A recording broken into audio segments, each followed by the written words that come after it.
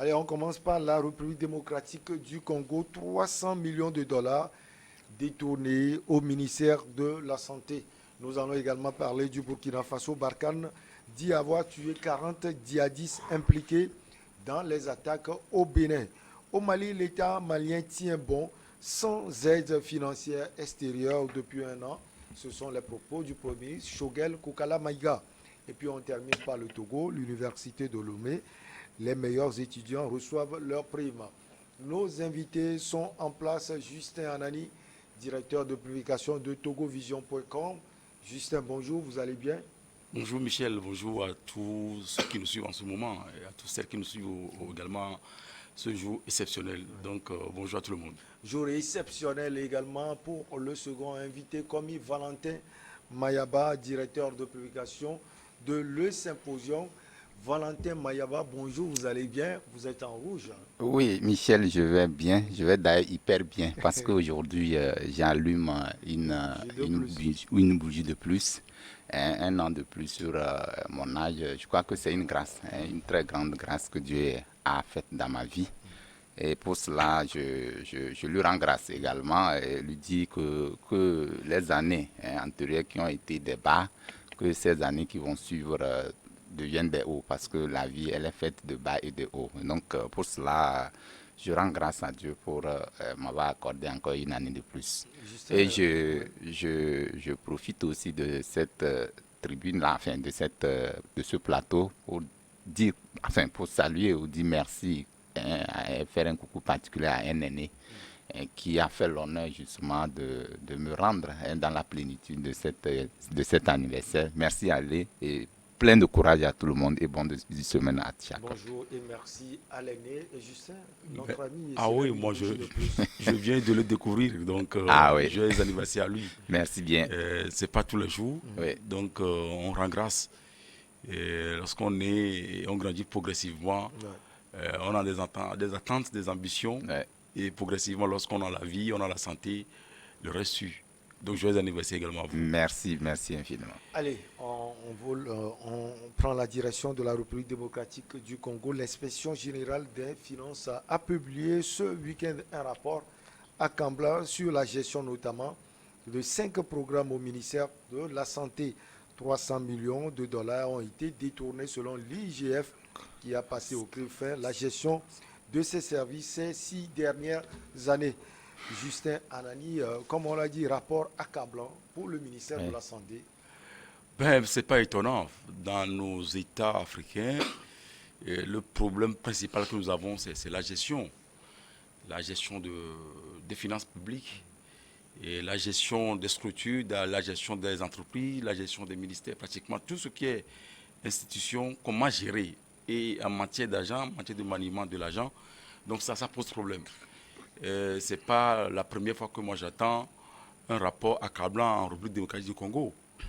Chaque fois, lorsqu'un comité est commis pour vérifier comment est-ce que telle structure a fonctionné d'une période à une autre, les fonds qui sont alloués, qui sont envoyés de l'extérieur, et à la fin, on annonce toujours que mais il y a eu malversation financière, ce qui voudrait dire que les dirigeants qui sont à la tête de cette structure-là, parce qu'il y a le laisser aller, il n'y a pas la punition, donc ça fait que tout le monde fait ce qu'il veut. Donc, et c'est dommage, parce que le Congo aujourd'hui, quand vous voyez ce qui se passe au nord de ce pays, à l'est de ce pays, dans les différentes Province. provinces également de ce pays, il est lui également qu'on vienne en aide à ces populations qui sont dans le besoin. Maintenant, se permettre de détourner plus de 300. 300 milliards de francs CFA, moi je pense que c'est énorme. Donc il va falloir également, en dehors du fait que les gens sont quand même cités dans ce rapport, il faut encore pousser loin. S'ils n'ont pas le soutien de ceux-là qui sont dans la gouvernance au Au sommet, sommet. parce que quand on a tendance à détourner, c'est parce que on se dit qu'on peut le faire, on ne sera pas puni. Donc, lorsqu'il y a complicité également au niveau de l'appareil judiciaire ou l'appareil administratif, notamment au niveau de l'exécutif, ces genres de constats-là se font au quotidien. Et je rappelle également que ce n'est pas seulement en République démocratique du Congo. Il y a d'autres États, En Afrique en surtout. Afrique surtout. Quand vous fouillez, vous allez vous rendre compte qu'en réalité, ce qui devait être aller vers les populations sont détournés ailleurs, ce qui n'est pas bien. Vous l'aviez dit, vers les populations. Alors, Valentin Mayaba, ces faits ont été décelés dans les programmes de vaccination, de développement du système de santé ou encore au sein de la cellule d'appui et de gestion financière du ministère. Alors, comme Justin l'a dit, peut-être qu'on peut remonter les enquêtes. Non, même avant d'en arriver aux enquêtes, vous savez, la plupart des États africains, comme vous l'avez si bien libellé, on constate que la plus grosse machine qui constitue ou qui amène les pays africains, quand on parle de déficit démocratique, c'est lié justement à ces aspects de détournement ou de malversation financière. C'est l'un même des critères pour parler d'un pays qui a des déficits démocratiques, parce que quand vous regardez le détournement, la malversation financière et puis plein d'autres choses encore.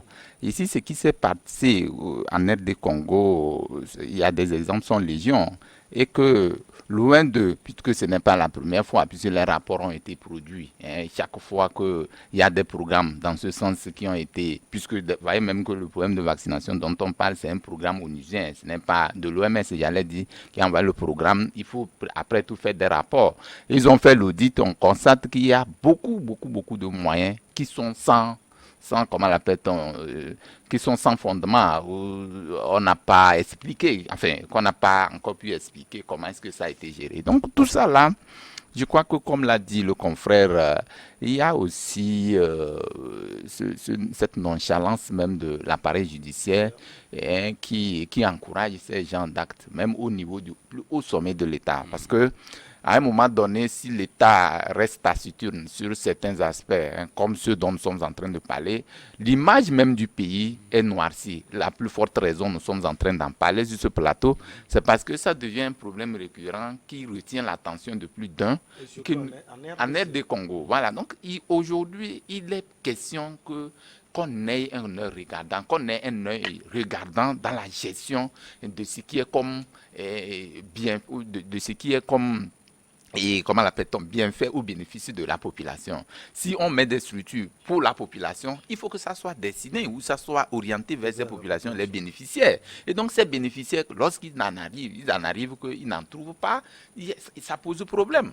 Et ça existe partout, ce n'est pas, peut-être c'est le cas du RD Congo dont nous sommes en train de parler. Il y a beaucoup de pays africains où ces genres de situations se passent et que bon, ça reste toujours non élucidé et personne ne dit rien. Et quand c'est comme ça, je crois que ça encourage beaucoup plus ceux qui viendront, la jeunesse qui viendrait, puisque nous sommes à une époque où il faut peut-être le renouvellement de la classe politique. Donc maintenant, si les aînés ne font pas bien, je crois que ceux qui viendront vont emboîter le cas. On dit c'est l'ancienne sous l'ancienne, comme on le dit souvent, c'est sous l'ancienne qu'on tisse la nouvelle, c'est ça, non? Donc quand c'est comme ça, il va falloir décourager. Il faut quelqu'un matin pour décourager ces genres de situations. Moi, je dis, par exemple, aujourd'hui, c'est comment j'apprécie. Je peux prendre le cas du Bénin. Ce que j'apprécie au niveau du Bénin, c'est avec le président Talon, c'est ça, c'est de taper dur sur la table pour montrer que plus jamais ça. Parce que quels que soient les efforts que vous allez engager dans le cadre de réformes dans un pays, s'il y a le détournement, s'il y a les malversations financières, s'il y a tous ces fléaux, les aléas-là, nous ne pouvons pas arriver au fin développement. Donc c'est pourquoi le chef de l'État doit quand même être imprégné du dossier et lui-même décourager ses actes. Je crois que ça doit quand même permettre à un pays d'être situé dans le cadre des pays qui aspirent à être démocratiques. Alors, Justin Anani, est-ce qu'on peut parler déjà d'une gestion confuse et non transparente de l'État sous le président Félix Antoine Tshisekedi, parce qu'on a déjà vu un de ses proches, Vital Kamerhe, qui a été aussi pris dans ce genre de choses. Oui, on peut le dire, mais au-delà de ça, moi je pense que le président Félix doit quand même sévir, sincèrement. Parce que ça ne fait pas une bonne presse. Ça ne donne pas une bonne image par rapport à sa calibre de politicien, par rapport au combat que son papa a eu à mener, la transparence dans la gestion, la démocratie, la bonne gouvernance. Je pense que sur ces bases-là, il va falloir également aller au-delà des considérations. Parce que, en dehors du cas de son directeur de cabinet, comme vous venez de le citer, il a été relevé un certain nombre de manquements dans la gestion. On ne peut pas parler de la gabégie.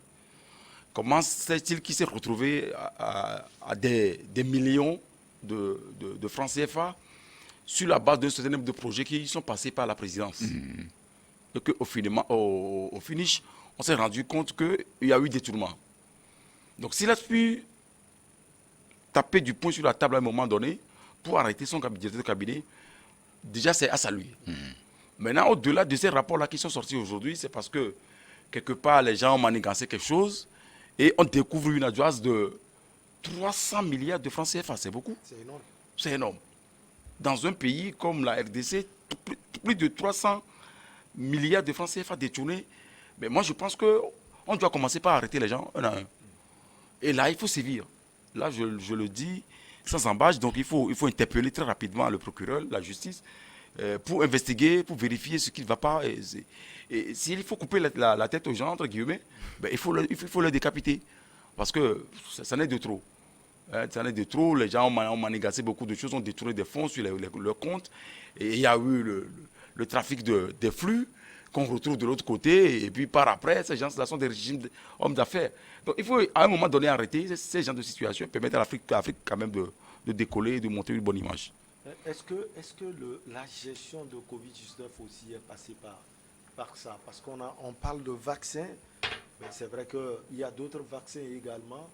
Mais est-ce que ces moments qui ont été très difficiles pour les populations en Afrique, ces moments ont profité à d'autres personnes? Oh oui, bien évidemment. Vous savez, moi-même, vous savez, quand on parle de la gestion d'un pays, moi je dis, l'alternance qu'a connue la RD Congo aujourd'hui en est pour quelque chose. Quand vous prenez Kabila, vous savez, c'est la co-gestion du pays. Entre-temps, c'est cet accord qui a été signé en RD Congo. Parce que, visiblement, nous avons vu comment les choses sont passées dès son élection. Kabila était là-bas, il disait qu'il ne doit pas partir. D'ailleurs, même, il est le président et le Sénat à vie. Enfin, oui, le président du Sénat à vie. Suivant le test. Suivant le test. Cela prouve qu'aujourd'hui, les anciens qui étaient des, comment on appelle-t-on, des chauves-souris de la gestion ou de la gestion du pays sont toujours dans l'ombre. Oui. Et ils ne voudraient pas que des choses comme ça. Or, Tshisekedi est venu sur la base d'un contrat de la gestion du pays. Donc, il y a partage du pouvoir. Qu'est-ce qu'il faut faire? Est-ce qu'il a facilement la même mise sur ses co-gestionnaires? C'est aussi la grande question. Aujourd'hui, le problème en RD Congo, je crois que Tshisekedi n'a pas encore la même mise totale sur la gestion du pays. C'est aussi ça la grande affaire. C'est un mandat passé à la tête du pays. Oui, vous avez vu même entre-temps, quand il avait voulu prendre la main par rapport à ce nombre de choses, tout ce que nous avons constaté dans ce pays n'a pas été facile. Donc, quoi qu'on dise à l'Assemblée même, je crois que le parti de Kabila est majoritaire, il y a tout ça là. Donc, il n'a pas entièrement la même mise sur la gestion du pays. Ça fait que les anciennes habitudes qui étaient sont toujours restées telles. Alors, avant d'arriver à ces réformes totales, il va falloir que Tshisekedi prenne le contrôle de tout le pays pour la gestion de ce pays avant de pouvoir taper du doigt sur la table, c'est bien, mais comment ça va se faire? C'est aussi ça le problème. Donc, nous disons que, comme l'a dit le confrère, il faut aller au-delà de ce qu'on a constaté. C'est ce qui est, c'est la partie visible de l'iceberg, ça. Il faut aller au-delà de ça pour voir, au niveau même de la gestion du denier public même, quelle est la gestion qui est faite. Parce qu'il faut des enquêtes, il faut des audits. Ce pays, c'est un pays c'est un pays immensement riche, qui se repose sur des sous-sols. C'est ce qui est son problème. Oui, c'est ce qui est son problème. Ça attire même les investisseurs, ça attire des pays occidentaux qui viennent maintenant même mettre c'est-à-dire qu'ils vont mettre des artifices pour qu'il n'y ait pas de la stabilité, afin qu'ils puissent, puisque vous savez, c'est des gens qui ne veulent pas qu'un pays soit stable économiquement, politiquement, afin que ça puisse leur servir à beaucoup de choses. Mais ici, Tshisekedi doit quand même aller au-delà, puisque quand c'est comme ça, c'est son nom, enfin, c'est l'image même du pays, du président, du premier responsable qui est vu, ensuite le pays. Mais on ne doit pas quand même donner la carte blanche à ces personnes véreuses-là, de continuer à gérer le pays dans ce sens-là.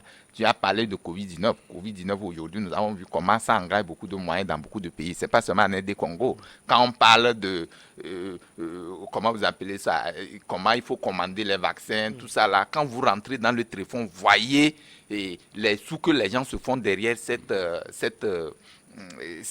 ce projet-là, c'est des choses scandaleuses. Et donc, ici, nous ne disons pas, le Covid-19 est venu, ça a profité à beaucoup de personnes. Contrairement que nous sommes en train de, puisque les conséquences sont à évaluer, hein, c'est beaucoup de conséquences, mais au contraire, vous avez vu que les gens ont fait des mannes, beaucoup de mannes avec Covid. On profite.